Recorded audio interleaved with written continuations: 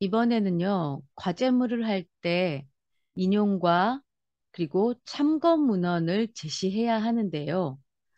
인용을 할 때는 주석을 또 같이 달아 주어야 합니다. 그리고 참고 문헌에는 인용에, 인용을 사용할 때 출처를 밝혀야 되는데 그 밝힌 출처도 모두 참고 문헌에 제시를 해야 된다는 거. 그래서 결과적으로 어, 기존에 우리가 참고로 사용하라고 교수님들께서 제시해 주신 교재 이외에도 여러 가지 참고 문헌들이 발생할 수 있다는 것을 아마도 알게 될 것입니다. 자, 그러면 먼저 인용이 무엇인지 한번 알아보도록 하겠습니다.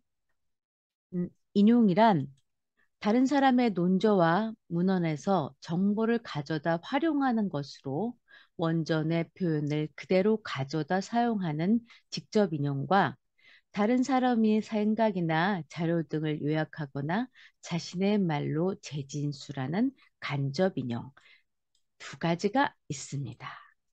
자, 먼저 직접 인용의 예 두 가지를 보겠습니다. 자, 직접 인용의 첫 번째는요, 큰 따옴표를 묶습니다. 먼저 초중등 교육법 제12조 3항에서 여기 보면 큰 따옴표들 보이시죠? 이런 것들은 그 법조항들은 그냥 그대로 가지고 와야 할 수밖에 없기 때문에 이렇게 큰 따옴표로 직접 인용을 할 수밖에 없습니다. 자, 그렇게 되기 때문에 우리가 출처는 어때요? 이 글을 쓴 출처를 그대로 음, 밝힐 수밖에 없는 거죠. 그렇다면 이것도 마찬가지 어, 어때요? 각주에다가 기재하면서 참고 문헌에 달아주어야 되는 거죠. 자, 두 번째는 직접 인용의 예는 세 문단으로 구성을 하는 겁니다. 세 문단을 어떻게 구성을 하는 거냐면 일정 분량 이상의 경우 세 문단 위아래 한 줄씩 띄우고 글자 크기를 작게 해서 표시를 합니다. 자, 먼저 위아래 일단 한 줄씩 띄워요. 그 다음에 조금 들어갑니다. 그리고 글자 크기도 조금 작죠? 그렇게 해서 이렇게 한 문단 정도 만들어서 인용을 하는 것을 말해요. 그 다음에 출처도 이렇게 밝혀주죠.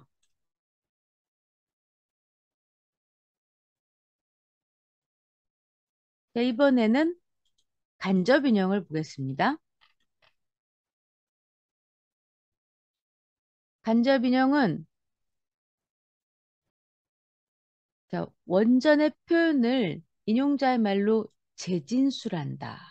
이 재진술 한다는 말은 다시 조금씩 이렇게 바꿔서 말하는 게 아니고 다시 말한다는 거죠. 노구치는 작문을 위한 문법을 쓰기 향상을 위해 효과적이고 유용한 내용 체계를 가져야 하며 학생들이 작문 과정에서 범하는 오류들을 면밀히 살펴볼 필요가 있다고 지적했다라고 재진술하는 방법. 자, 출처는 이렇게 기재를 했습니다. 자, 이렇게 직접 인용과 간접 인용을 했을 경우에 자, 이런 인용과 인용을 해서 이렇게 출처까지 적은 다음엔요.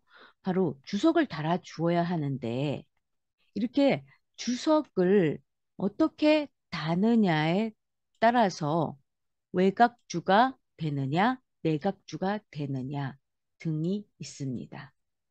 먼저 외곽주의 예는요. 외곽주는 본문의 해당 끝부분에 번호를 달고 그 번호 순서대로 본문 밑에 주석을 다는 것을 외곽주라고 합니다. 근데 이게 말이 본문이지 우리가 이제 책자로 말하면은 책자 제일 아랫부분에 이렇게 번호가 달리면서 이렇게 글씨들이 적혀 있는 부분이 있죠. 자, 이러한 내용들을 외곽주라고 합니다. 그리고 내각주는 어떻게 생겼느냐? 이렇게 생겼어요.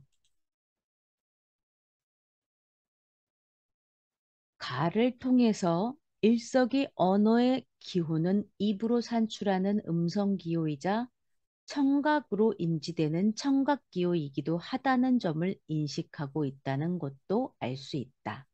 이는 일찍이 주시경에게서도 볼 수 있었던 인식이었으므로 괄호 안에 이 내용이 바로 내각주입니다. 그리고 일석에게는 거의 상식에 속하는 것이었을 것이다. 이렇게 문장이 나와 있죠. 자, 본문안에 해당되는 부분을 인용한다는 여기까지의 내용을 인용한다는 것으로 저자명과 연도와 그 저자가 쓴 책의 쪽수까지 적어서 표시한 것이 바로 내각주입니다. 자, 두 번째 내각주의 예는요. 본문안에 해당되는 부분을 인용하는데 약간 사연이 있는 예일 수도 있습니다. 자, 주민 참여의 정의와 구분은 시대나 소속된 학계에 따라 다르나, 자, 여기까지는 정세욱의 1998년에 말을 인용했고요.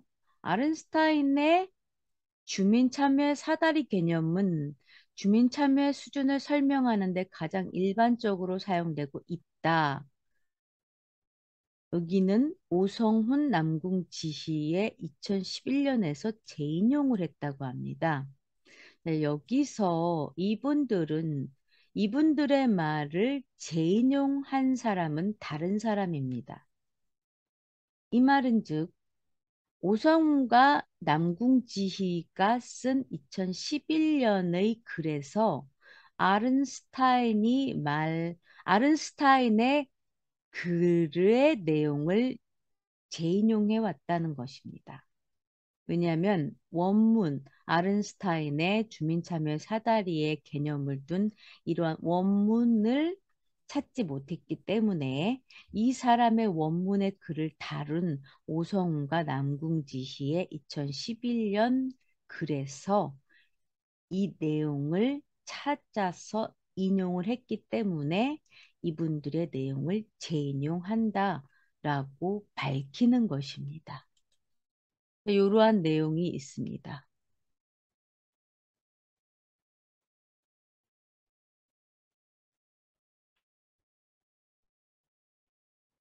자, 이러한 방식 중에서 주로 외곽주의 방식이 오랫동안 쓰여져 왔지만 출전 표시를 외곽주로 처리하는 것이 독서의 불편을 초래하는 문제가 있어서 최근에는 내각주 방식을 많이 사용한다고 하니까 여러분들도 내각주 방식을 이용하면서 참고 문헌의 출처를 밝혀보는 것도 괜찮은 방법인 것 같습니다.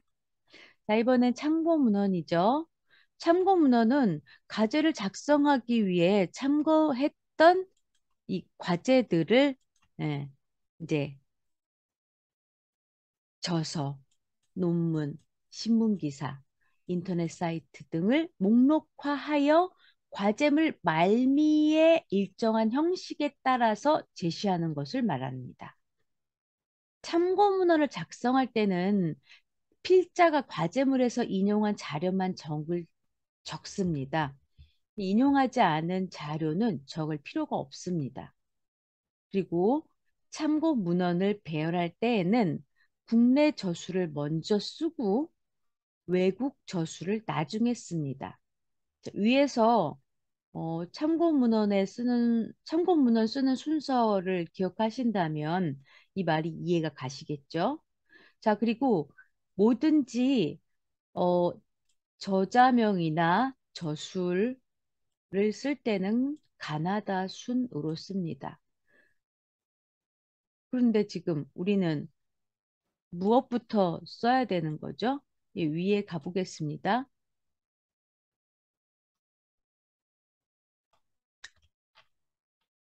여기서 지금 사람의 이름이 나오고 있죠? 그러면은 저자의 이름을 가나다 순으로 써야 된다는 증명인 거죠. 아이고, 20,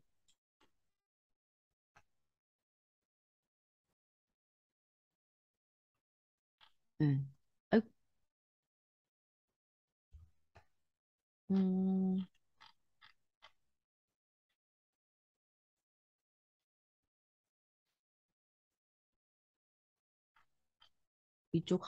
이쪽이구나.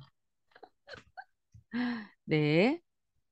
제가 전장인데 다음 장인 줄 알고. 자, 그래서 가나다 순으로 어, 순서를 좀 정리를 좀 해주셔야 됩니다. 한글 프로그램에서도 가나다 순으로 정리 순서를 배열해 주는 게 있습니다. 그러니까 여러분들이 작성하시고 난 다음에 최종적으로 가나다 순으로 소트 정렬해 주시기만 하면 돼요. 그리고 영어 자료는 네, 알파벳 순, ABC 알파벳 순으로 정리를 잘 해주시면 되고요. 요 참고 문헌을 제시하는 방법은 여러 가지가 있고 전공에 따라서 다양한 양식이 활용된다. 다음 페이지를 설명하기 위해서 이 이야기를 하는 거죠. 그래서 우리 행정학과는 바로 사회과학 계열이기 때문에 바로 이러한 형식으로 어, 참고 문헌을 기록한다고 했습니다. 네. 그럼 자, 어, 이 중에서 참고 문헌과 예, 인용 방법 그리고 기재 형식 잘 지키기. 자, 여기까지 했고요. 자, 용지와 여백에 대해서 설명을 할게요. 자, 이 용지와 여백에 대해서 어, 설명을 하기 위한 건 뭐였냐면 과제물 중에서 어떤 과목의 과제물 지시사항에서 한 페이지에 한 서른 몇 줄이라고 이렇게 정해진 과제물이 있었어요. 그럴 경우에 용지의 여백을 조정을 해야 됐었습니다. 자, 용지의 여백을 조정하기 위해서는 편집 용지를 수정해야 되잖아요. 자, 편집 용지를 수정하기 위해서는 먼저 편집 용지를 봐야 되죠. 자, 음, 자, 여기서 편집 용지를 보기 위해서는 펑션 키 F7 키를 눌러봅니다. 여기 펑션 키 편집 용지가 나오죠?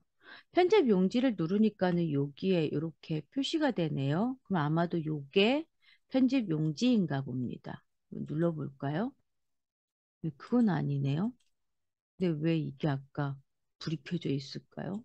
자, F7키 다시 눌러볼게요. 자, 그러면은 이건 A4 용지죠? 자, 여기에 이제 글씨들이 몇 줄 몇 줄 이렇게 채워진다고 했었어요. 그럴 때 이 꼬릿말 부분에는 페이지 수가 들어가는 부분입니다. 여러분, 과제물 작성할 때 페이지 수 반드시 넣어주세요.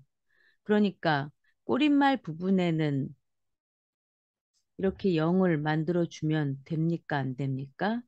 안 됩니다. 최소한 10mm, 1cm 정도는 마련을 해 주어야 되겠죠. 또는 5mm 정도는 마련을 해 주어야지만 페이지 수를 입력할 수 있겠죠. 자, 일단 10mm. 자, 그리고 난 다음에 조정할 것은 자, 이건 지금 과제물에 해당되는 여백의 수가 아닙니다. 이건 지금 제가 이 과제물 특강의 이 순서를 만든 용지의 여백 숫자예요. 과제물 여백 숫자는 아마 여기가 25일 겁니다. 그럴 때 이 안이 34줄인가 35줄이 입력되게끔 하라고요. 하는 그런 과제물이 있었어요. 그런 과목이 있었습니다. 그럴 때는 머릿말을 이렇게 줄이던지 아래쪽을 조금 줄이든지 이렇게 해주세요. 꼬리말은 페이지 수가 입력돼야 되니까 여긴 건들지 말아달라는 거. 그리고 여기도 조금 수정하면 할 수 있겠죠? 네, 그렇게 해서. 왜냐면은, 논문의 형식으로 할 필요가 없기 때문에 여백을 조금 건드린다고 해도 뭐라고 안 하실 것 같아요. 아시겠죠? 자, 이왕에 나온 김에 페이지 수 작성하는 방법 한번 해볼까요? 자, 페이지 수 넣어봅니다. 자, 여기에는 지금 페이지 수가 없습니다. 그래서 페이지 수를 한번 넣어 볼게요. 자, 페이지 수를 넣기 위해서는 여기 쪽이라는 메뉴가 보이시죠? 여기 쪽이라는 메뉴를 클릭합니다. 그래서 여기 쪽 번호 매기기 이걸 클릭해요. 자, 그렇게 해서 이 쪽 번호 매기기에 쪽 번호 위치 이곳, 이곳, 이곳 총 6곳의 위치에 쪽번호를 넣을 수가 있습니다. 또는 홀짝 이렇게 양쪽 재본 페이지일 경우에는 이런 위치에다 넣을 수도 있고요. 자, 그렇지만 이건 지금 단면이라 여기에 넣을 수 있으니까 저는 그냥 가운데다가 넣을 겁니다. 그리고 여기 줄표를 넣기 해서 여기 줄표가 있는데 체크 표시를 빼면 줄표가 없어져요. 줄표를 넣기 할 거고, 자, 숫자를 넣었어요. 그런데 ABC 하면 이렇게 바뀝니다. 숫자를 넣죠. 그런 다음 넣기. 자, 가볼까요? 이렇게 숫자가 생깁니다.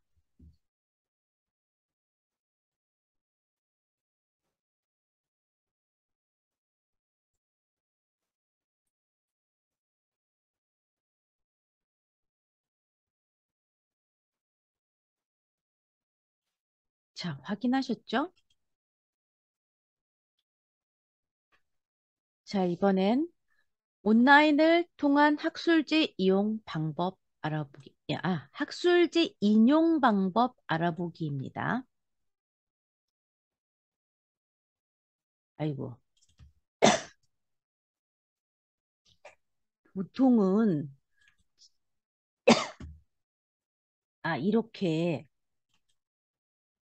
이렇게 이제 온라인에서 학술지 논문 이렇게 가지고 오는데, 이거 어떻게 이렇게 갖고 오지? 자, 예를 들어서 이제 어떤 논문을 제가 어떤 논문을 한번 좀 찾아볼게요. 이제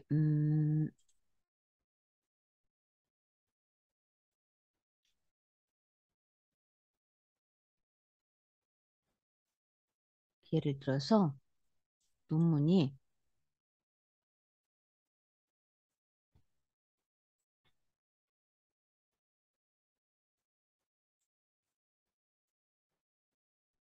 음,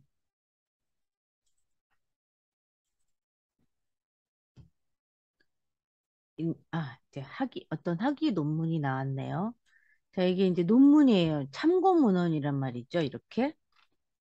이렇게 이 참고 문헌이 이렇게 나왔어요. 그러면 이것도 이제 사회과학 계열의 논문인가 보네요. 그러면은 자, 이름, 저자, 이제 연구 제목 이렇게 딱 나왔단 말이에요. 이런 게 이렇게. 그러면 이거 이렇게 학술지 논문 같은 경우 도대체 이 40일은 뭐고 괄호 1은 뭐냐? 이런 걸 내가 어떻게 알고 이걸 어떻게 정리를 하지? 이런 걱정이 있을 거 아니에요. 재활복지는 또 뭐지? 이게 뭐 학회지냐? 학회냐? 학회 이름이냐? 뭐 이런 거 잘 모를 거잖아요. 그쵸? 이래서 자, 온라인을 통해서 한번 이제 다른 도서관에를 한번 찾아서 가볼 예정입니다. 이제 중앙도서관에를 한번 이제 가서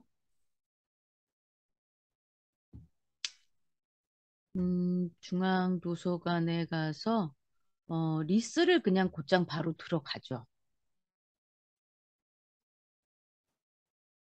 음,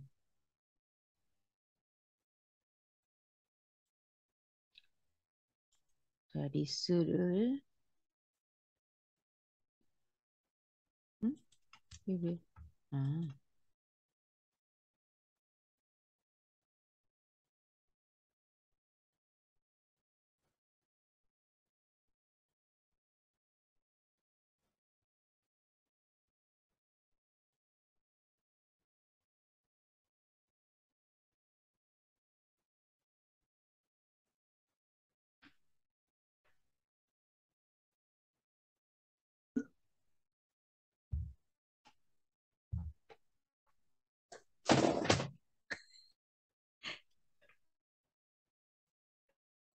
아이고 노트북이. 자, 리스라는 이제 논문과 단행본과 굉장히 많은 자료들이 있는 그런 사이트. 네, 뭐, 아유, 뭐, 이민 뭐 공부할 때 많은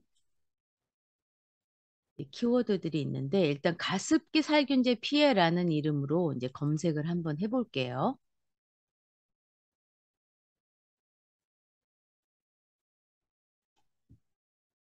자, 그럼 키워드가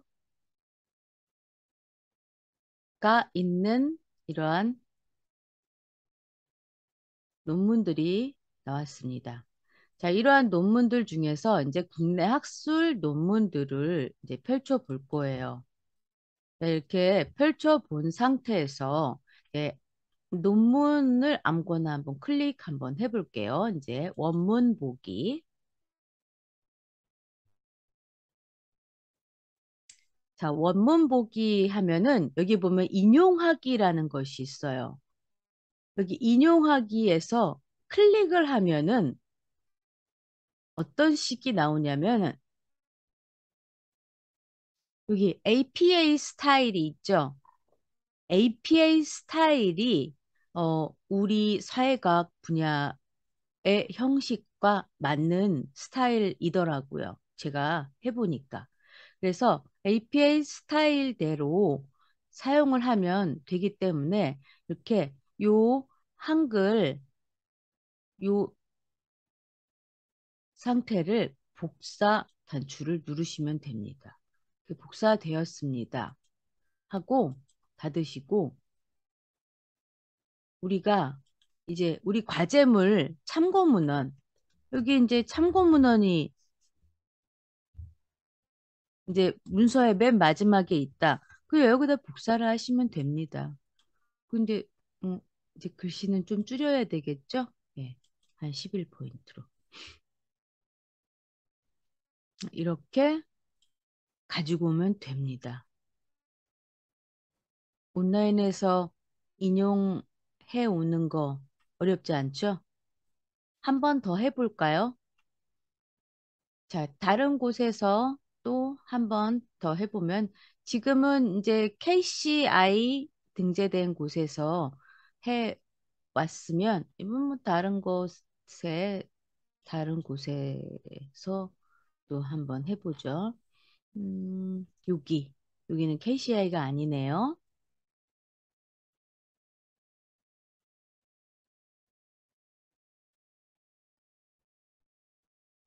여기는 이제 디비피아라는 곳이네요. 이 디비피아는 바로 논문 다운받기가 있고 여기 인용이 있습니다. 여기 인용 단추 있죠? 여기 인용을 클릭합니다. 인용을 클릭하면 자 여기 APA 양식 형식으로 쓸 수 있다고 하니까 여기 복사하기 그러면은 논문의 정보가 복사되었습니다. 확인합니다. 그러면 아까 이제 엔터를 치고 다음에 붙여넣기를 하면은 어때요? 이렇게 붙여지겠죠? 자, 이렇게 해서 인터넷에서 인터넷을 통해서 학술지의 인용 정보를 가지고 오는 방법을 배워봤습니다. 자, 한 가지 더 해본다면 제가 8번 음,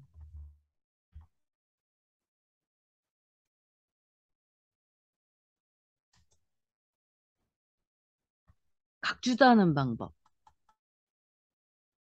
여러분, 각주다는 방법은 이제 아까도 자, 요 부분에서 각주를 다는 방법이 있다고 했습니다. 20페이지 정도였나요? 여기 주석. 주석에 보면은 요렇게 요런 모습으로 각주를 달아준다고 했었습니다. 음, 그 외각주, 내각주 해가지고 각주를 달아주는데 이건 어떻게 하느냐? 음, 그러기 위해서는 한글 문서를 하나 조금 실습용으로 조금 찾아봐야 될 건데, 그냥 이거로 하죠.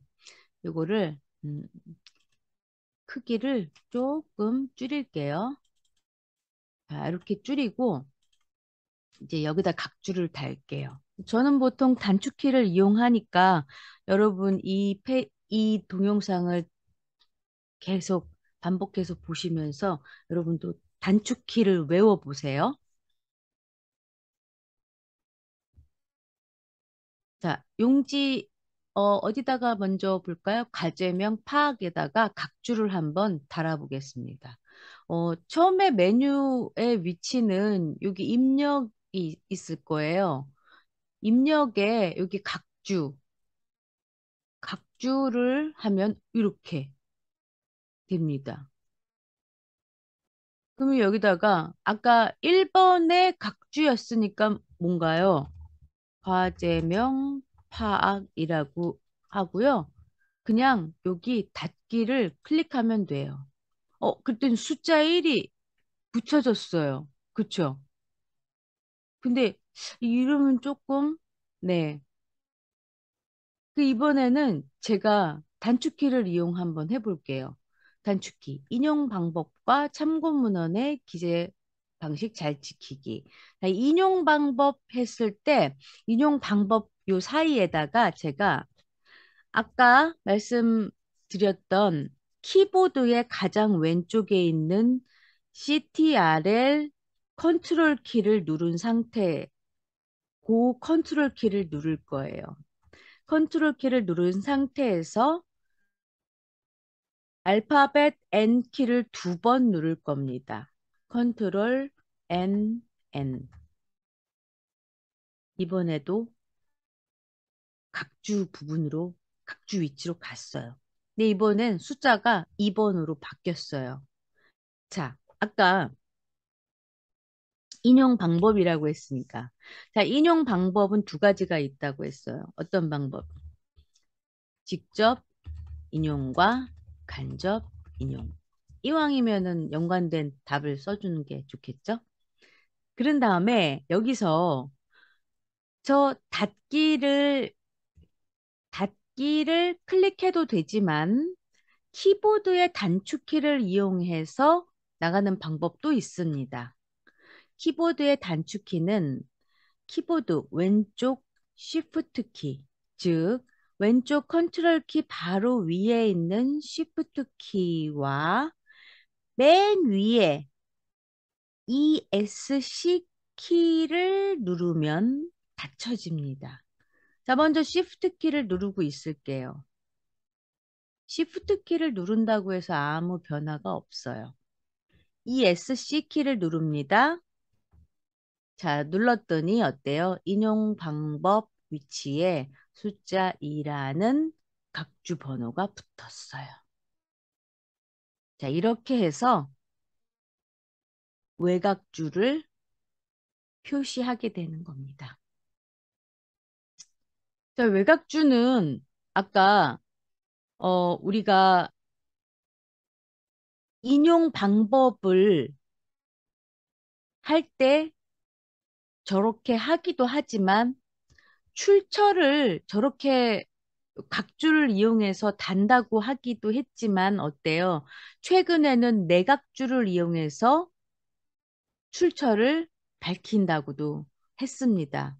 그러니까 각주를 다는 용도가 다른 용도로 달라질 수가 있게 되는 거겠죠.